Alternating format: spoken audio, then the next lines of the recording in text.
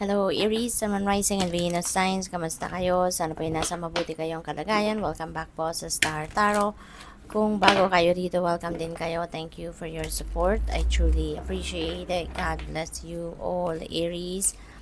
Pauna mensahe po ninyo, compromise. Ayan. So, siguro, ang iba sa inyo rito, Aries, it's about time na pumasok na lang kayo sa compromise para magkaayos na. No? Magkaayos na kayo kung sino man yung meron kayong hindi pagkakaintindihan.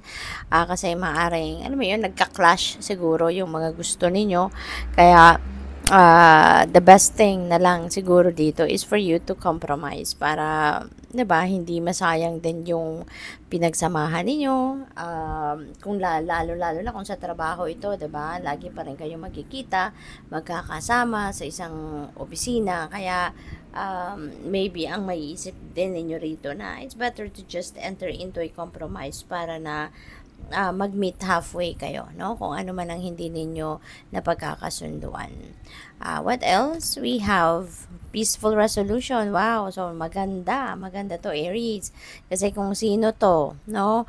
Magko-compromise kayo and you will end up with reconciliation at magkakaroon talaga kayo ng peaceful resolution na.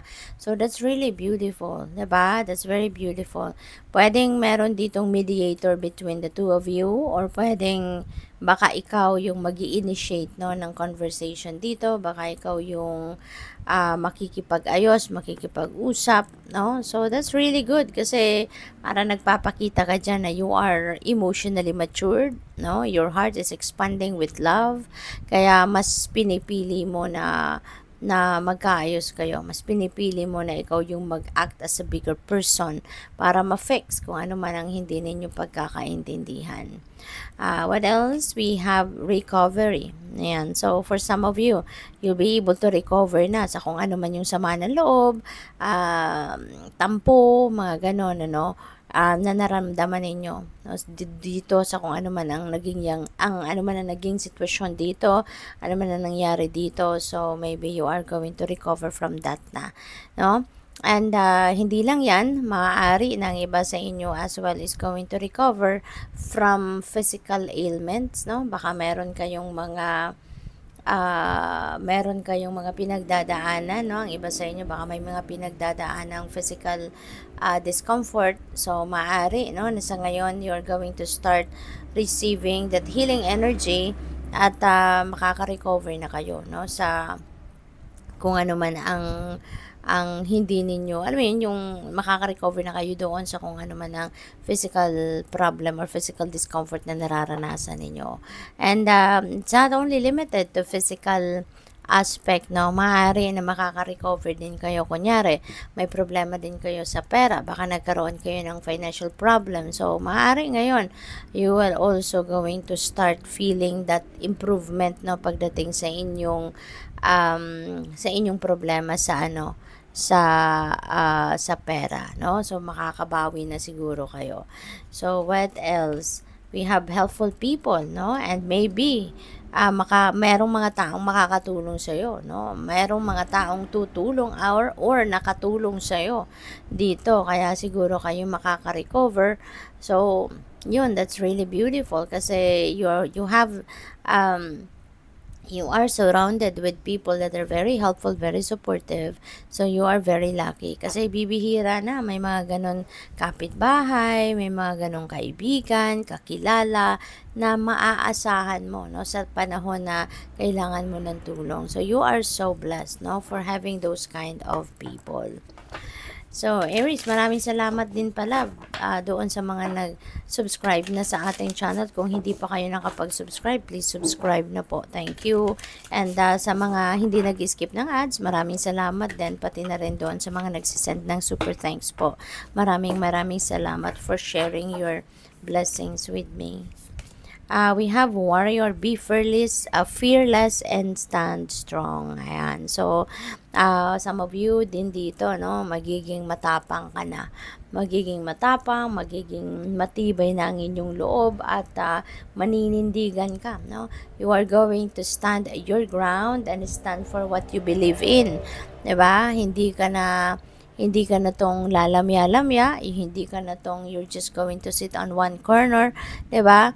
And maghihintay ko na lang kung ano yung sabihin ng iba, yun na lang ang susundin mo. So parang hindi ka na ganun. Ngayon, you are going to be fearless and bold in taking action, no? Sa kung ano man ang mga bagay na gusto mong ma-achieve, gusto mong makuha, 'di ba? So congrats.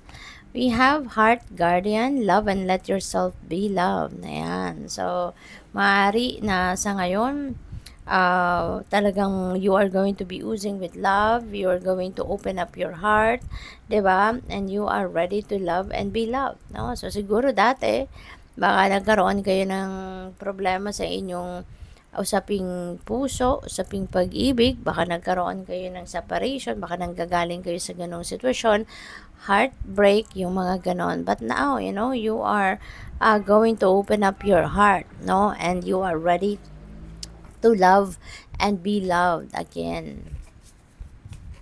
We have trader, exchange energy to create abundance. Ayan. So, siguro, negosyante.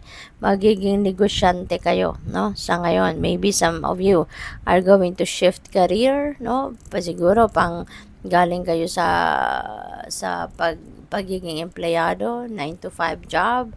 Tapos, ngayon, you are going to be expanding your network, expanding your horizon, no? At handa ka ng magnegosyo, no? So probably, kung ano man yan, depende sa inyong sitwasyon. It could be different kinds of business, but you're going to expand your circle, no? Sa ngayon. We have winter, take care of your needs. Okay? Take care of your needs. Baka in the past, baka lagi ninyong iniisip yung kapakanan ng iba, lagi ninyong inuuna yung pangangailangan ng iba, lagi kayong tumutulong, no? Hindi naman masamang tumulong, pero dapat, no, na aalagaan mo din or napapangalagaan mo din ang inyong sarili. Kaya, maybe you've been prioritizing the needs of other people, no? Kaya ngayon, you have a reminder na take care of your needs as well. Gawin mo din, no? While you are taking care of other people, don't neglect yourself, and isabay mo na, take care of yourself as well, okay? Good luck. Thank you for watching Love and Light. Namaste.